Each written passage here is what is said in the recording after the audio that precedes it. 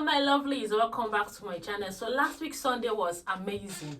The video I made talking about African men, I have some very interesting comments as of why black men treat white women better than black women when it comes to the comparison of being dating single mothers, kids, domestic chores.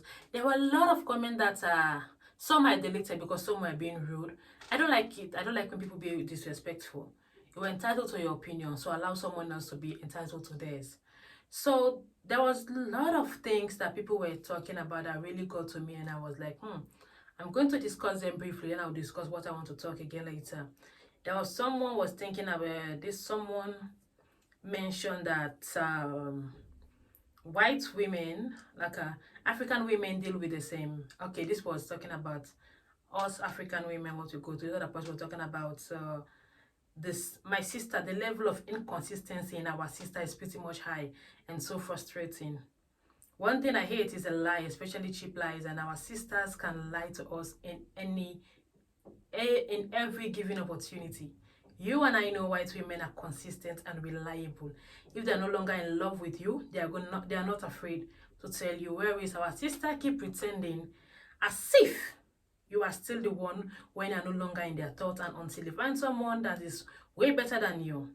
African women are the best of pretending.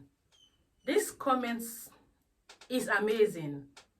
Klimashinsky, his comments was amazing, and amazingly is also a Sierra Leonean like me. So I want to discuss that particular thing here.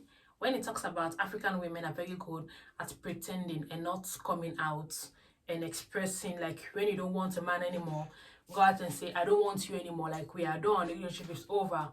While white women can be out plain and straight and say, I don't want you, we are done. Let me just dissect into one thing that makes me believe why African women do these kind of things. We are born and raised, and taught that it's a bad thing to reject a man. I'm from West Africa, Sierra Leone. Let me just be specific before you start coming and say, I was not raised that way. We're not from the same family, and not from the same country. Let's just chill. So I was told when I was young that for a woman to go out straight, out straight and plain and reject a man is very bad. Because sometimes if you do that, you are going to bring like this sort of bad omen that is going to make you not to have someone else. So what you are going to do is like, you're just going to leave, like when someone is said, like, I'm done with you, but I'm not done. I'm going to allow you to figure out. So there is this little twist and confusion that is among us African women that I also don't like it sometimes. But sometimes, again, you look at it, the way African men handle rejection, men in general don't handle rejection nicely, especially African men. Some African men can be extremely abusive, violent, disrespectful, and they can drag your name to the mud if you dare to reject them. So sometimes African women are in this era of security consciousness that they feel like, oh, I don't want to tell this man that I don't like him again. What if he hurts me? Or what if he do this to me? What if he starts saying nasty things about me in my community and make me feel as if I'm that sort of a girl when I'm not?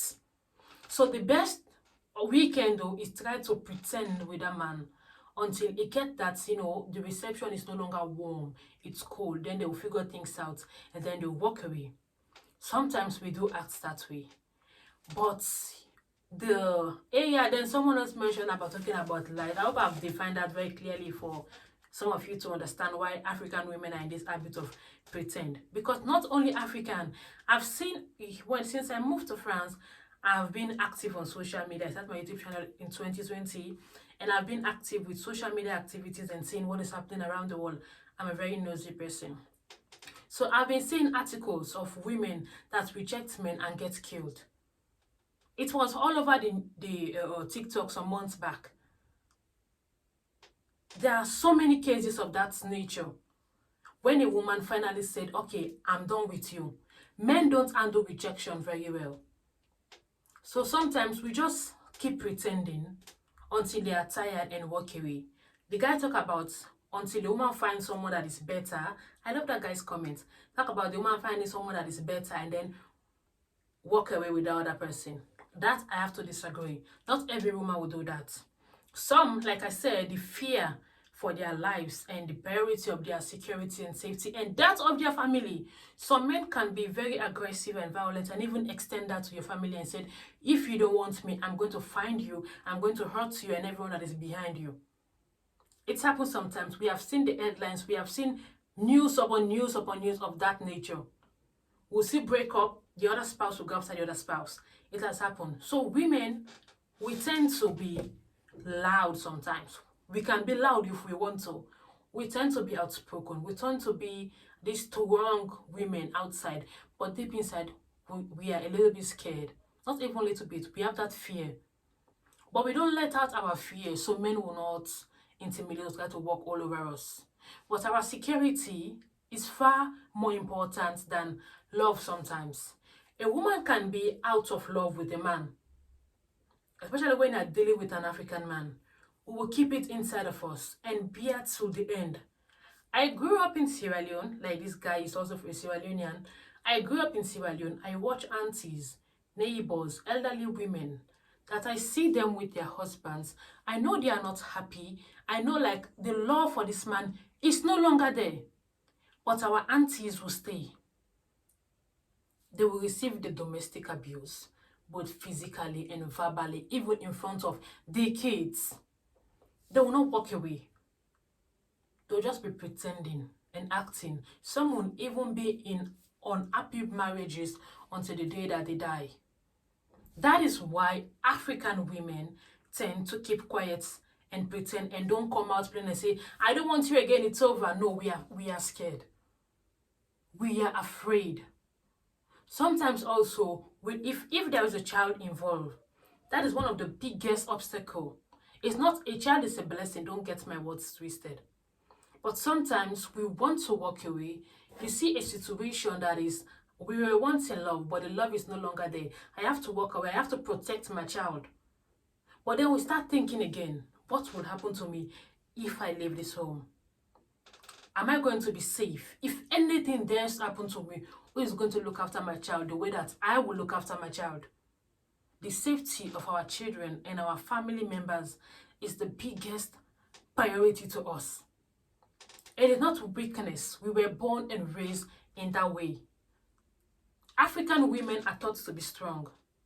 We are we are groomed to be this kind of being that can take every curse, every stone, every insult and humiliation and just make it look as if it praises and walk with grace in every situation. That is the definition of African women. When we tend to speak out about how we feel about our lives, do you know what will happen? We'll get called names. We'll get insulted. We'll be labeled all sort of things. Oh, she's rude. Oh, she has gone bad. I wonder who is going to get married to her now. We have seen overseas how people are labeling Black African single mothers. Oh, the man dodged a bullet. I'm lucky he got away. When we decide to walk away or tell a guy how you feel, this is what happens. So I hope I've been able to define that comment and make you guys understand the things that African women go through that make us to just stay in situations when we know it's over, but we are still there. We are not going anywhere. Because if we dare to walk away, the society will look at us as if we have done the most gruesome crime in the history of humanity. We, the young generations, are fighting that, we are trying to break that stereotype. We are trying to break that image. Even though we tend to still uphold our cultures and respect for the institution of marriage, but we are beginning to put boundaries. We are beginning to put our feet down where we are supposed to be. We are beginning to work hard, build our life, and know that we cannot allow this generational curse or this generational pain to continue with what our great-grandmothers, our grandmothers, our mothers, our aunties passed through. That's pain and suffering. It ends with me. I'm not going to allow that. We have so many words right now that we use. A child wants to see the mother happy. Sometimes a happy home is a mother and her kids. But deep down, we are terrified. So some of us stay back. The marriage is bad, the man is bad, but we are still there. That is the definition of what it feels like to be African woman. And I can say this not only for us as an African woman, but most women around the world. Some men are not that kind to handle rejection. Some went overboard. They may not be in love with you, but the mere fact that you can stand up on your feet and reject them, oh my God, it will just tear them in pieces. And they will come at you. So that is why when we are dealing with African men, or men in general, we tend to pretend about how we feel about them until they walk away and then we'll move on with someone else. So just imagine that. We are not bad. We are just calculative. We don't pretend.